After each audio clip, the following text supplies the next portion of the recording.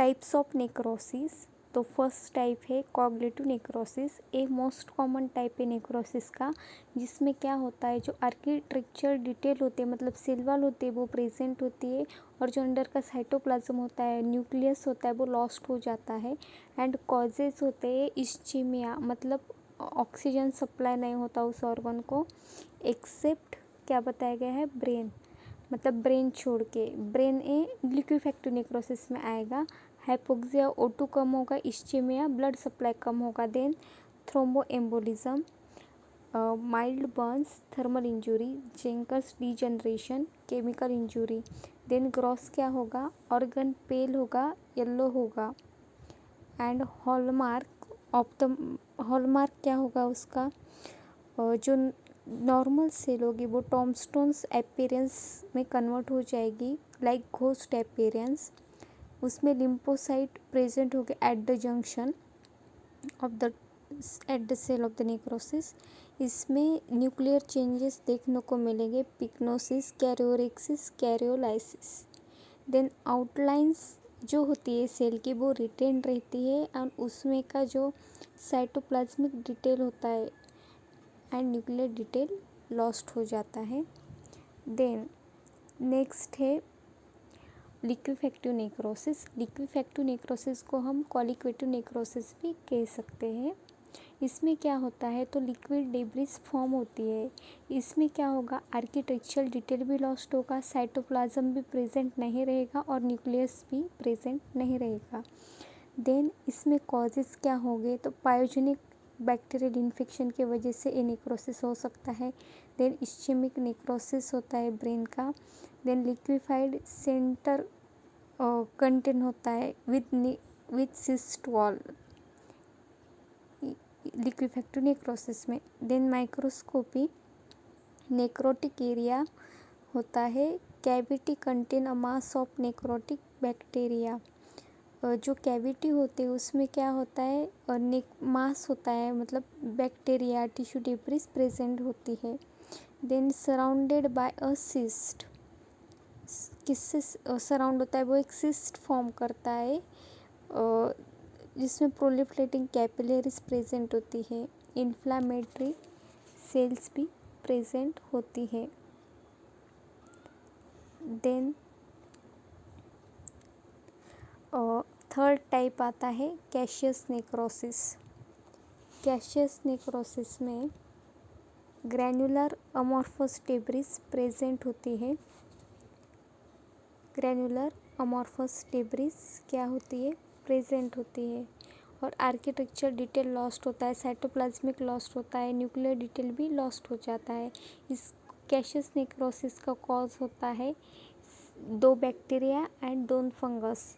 पहला आएगा बैक्टीरिया में आएगा syphilis and mycobacterium tuberculosis. Then fungus में आएगा हिस्टोप्लाज्मा एंड कोक्यूडियोमाइकोसिस।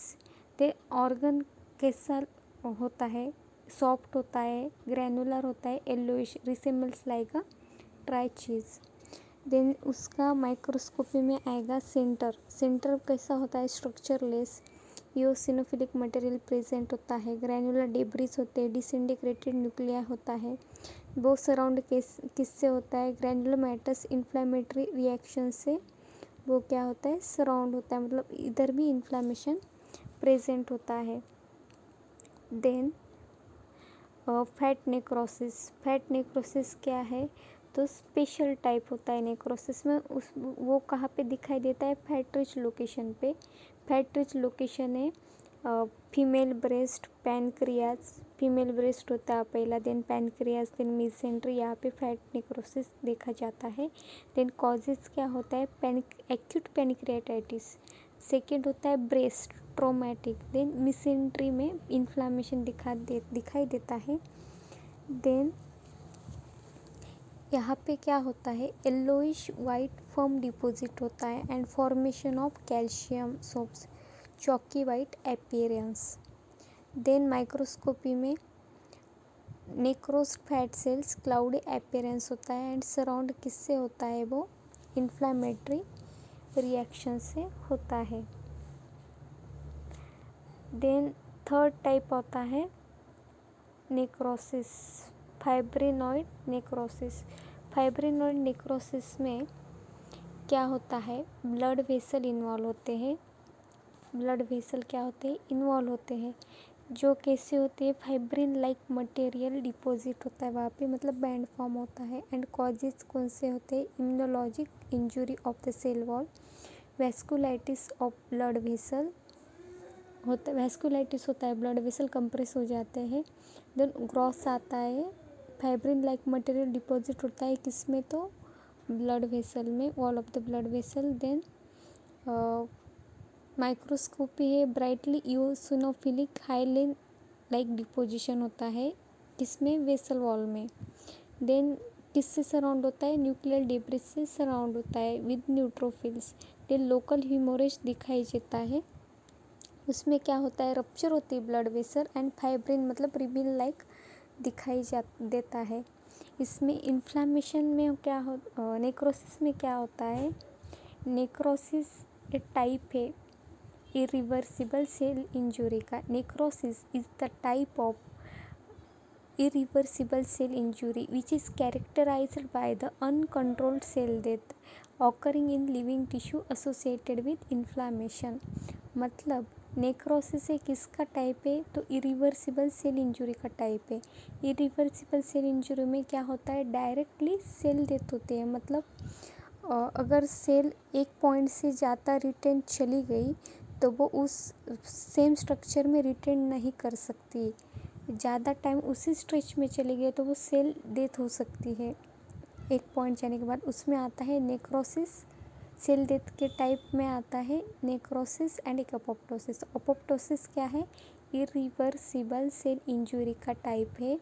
उसमें क्या होता है, तो अनकंट्रोल्ड सेल डेथ होती है, मतलब डेथ पे कंट्रोल ही नहीं रहता है, एक के बाद एक सेल मर जाती है।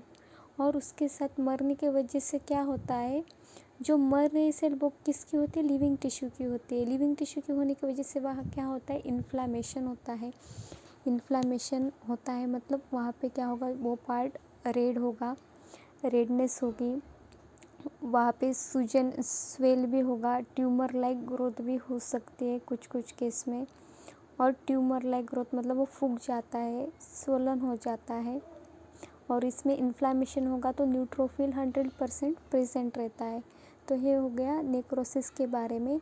तो नेक्रोसिस के कितने टाइप अपने देखे यहाँ पे, coagulative necrosis, लिक्विफेक्टिव necrosis, gaseous necrosis, fat necrosis, फाइब्रिनॉइड necrosis. BHMS university exam में डायरेक्टली क्वेश्चन पूछा जाता है नेक्रोसिस के टाइप पे। एक तो पूरे टाइप एक्सप्लेन करो, ऐसा क्वेश्चन आ सकता है LAQ में, या फिर SAQ आएगा स्पेसिफिक, कोएगुलेटिव नेक्रोसिस के बारे में बताओ, या फिर लिक्विफेक्टिव नेक्रोसिस, या फिर फैट नेक्रोसिस, ऐसे बाकी के भी आ सकते हैं। और कोएगुलेटिव नेक्रोसिस जो होता है वो हार्ट में, किडनी में, स्प्लीन में एंड लीवर में देखा जाता है, ब्रेन में नहीं देखा जाता। एंड जो लिक्विफेक्टिव नेक्रोसिस है वो सिर्फ ब्रेन में देखा जाता है due to the bacterial infection, ये याद रखना पड़ेगा। अगर यूनिवर्सिटी एग्ज़ाम में SAQ आता है, LAQ आता है, तो इस तरीके से आप लिख सकते हैं। Thank you.